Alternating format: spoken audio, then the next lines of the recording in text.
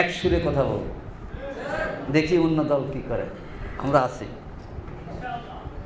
দেশের স্বার্থে, বুঝলেন? দেশের গ্যাস, বিদ্যুৎ, বন্দর, দেশের ভূমি, দেশের 1 ইঞ্চি মাটি কাকু দখল করতে দেব না। এই ক্ষেত্রে সব দল মিলে কথা বলবো। কিন্তু আবার যখন নির্বাচন আসলে তো একটু কম বেশি বলে ভোট নিতে হবে, এটা পরের কথা। কিন্তু দেশের স্বার্থে এই সব দল এই কমিটমেন্টে আসুন। দেশের স্বার্থে, দেশের ভূমির স্বার্থে আমরা সব দল একমুখী হয়ে কথা বলবো। আপনারা কি চান এটা? সম্মানিত সুধীমণ্ডলী, এরপরে যে বিষয় কথা বলতে চাই সেটা হচ্ছে বিভেদ বিভাজন আমাদের দেশের বিরোধী শত্রুদেরকে আমাদের দেশের স্বার্থবিরোধী কাজ করতে সুযোগ করে দেয়। আমরা আশা করি আমাদের ছাত্ররা এটা প্রমাণ করেছে। 15 বছরের স্বৈরাচার বিদায় করতে আমরা কি কম পদক্ষেপ নিয়েছিলাম? কি বলেন? 2014 সালে চলে যায়, 18 সালে চলে যায়, 24 সালে নির্বাচন করতে পারবে না।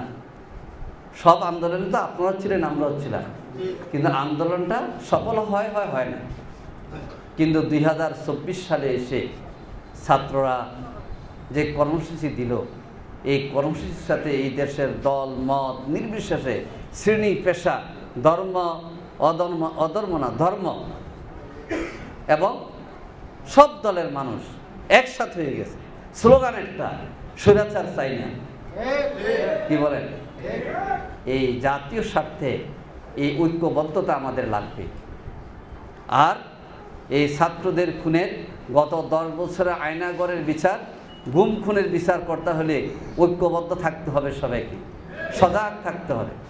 আমি তো অনেক সময় খুশি যে পুলিশ জানে না, এলাকার লোকেরা দৌড়ে দিতেছে যে অমুক জায়গা দিয়ে অমুক পালাই যাচ্ছে। কি বলেন?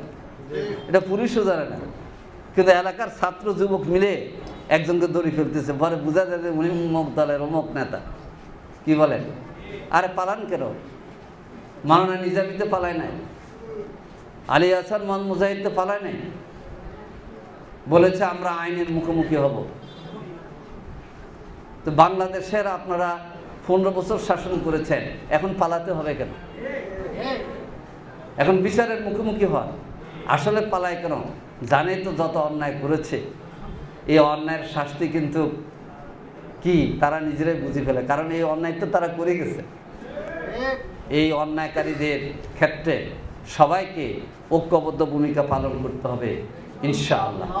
সম্মানিত সুধীমণ্ডলী, এরপরে যে কথা বলতে চাই, যে এই সরকার বিভিন্ন ক্ষেত্রে, বিশেষ করে আইনের অঙ্গনে, শিক্ষা ক্ষেত্রে, অর্থনৈতিক ক্ষেত্রে যত অকাজ করে গিয়েছে, এগুলির সামাল দিতে সময় লাগছে। আমরা অন্তর্বর্তীকালীন সরকারকে বলবো যে পতিত স্বৈরাচারের দোষকদেরকে আশেপাশে রেখে আপনি প্রকৃত সংস্কার সম্পন্ন করতে পারবেন না। আমরা ওই দিন সাক্ষাৎও কিছু ইঙ্গিত দিয়ে এসেছি। আমরা ব্যক্তিগতভাবে কারোর প্রতি আক্রোশ প্রকাশ করব না,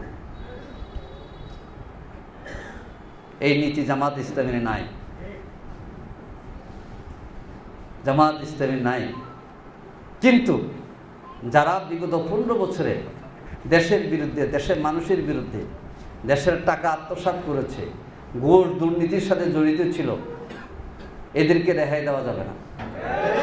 এই ক্ষেত্রে অন্তর্বর্তী সরকারকে তড়িৎ ভূমিকা নিতে হবে। গতকালের দেখছি কয়েকজন গ্রেপ্তার হয়ে গেছে। আশা করি সরকার আরও অ্যাক্টিভ হবে এবং ন্যায় বিচার প্রতিষ্ঠিত হইতে হবে।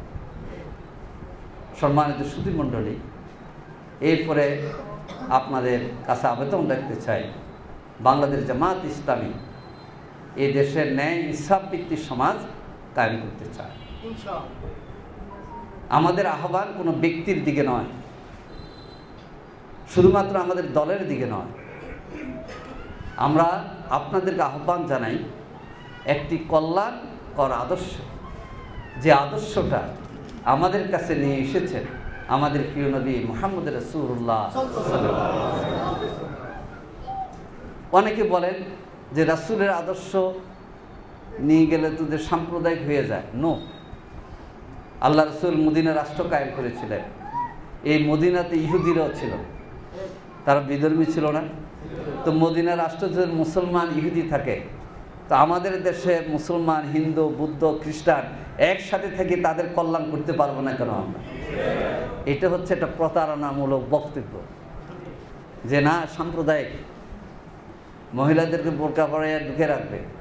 বলেন তো বাংলাদেশের পার্লামেন্টে 5 জন জামাত ইসলামী লোকল মহিলা সংসদ সদস্য ছিল। কি বলেন? আমাদের 39 জন মহিলা ভাইস চেয়ারম্যান ছিল 2024 সালে, 2014 সালে। তাহলে মানুষের সেবায় রাসূলের আদর্শ নিয়ে কাজ করা যায়, প্রয়োজন হচ্ছে মন।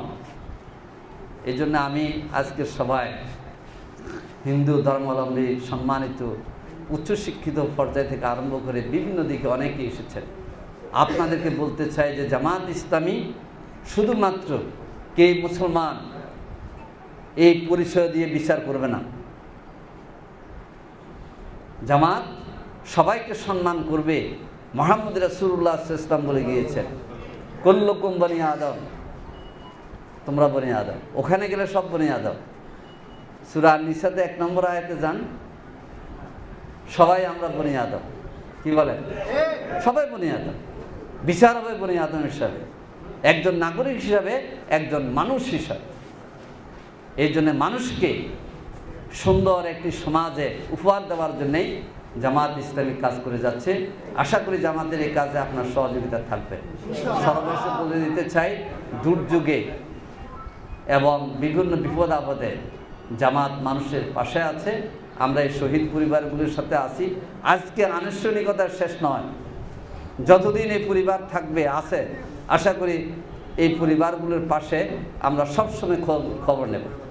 আর জামাত ইসলামী অসহায়, দরিদ্র এবং বিপদে পড়া মানুষের পাশে ইতিপূর্ব ছিল।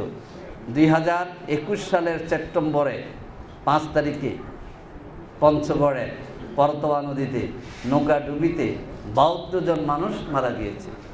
1 জন ছিল মুসলমান, 71 জন ছিল হিন্দু। এই সকল পরিবারের সাথে ডাক্তার শফিকুর রহমান গিয়ে হাত মিলিয়েছেন, টাকা দিয়েছেন। এরা অনেকে এখনো বলে, অনেকে এখনো চিনে আমির জামাতকে। ইনশাআল্লাহ বলে গেলাম। এই জন্যে সমাজের মানুষের কল্যাণে অতীতে জামাত ইসলামী ছিল, সামনে এগিয়ে যাব।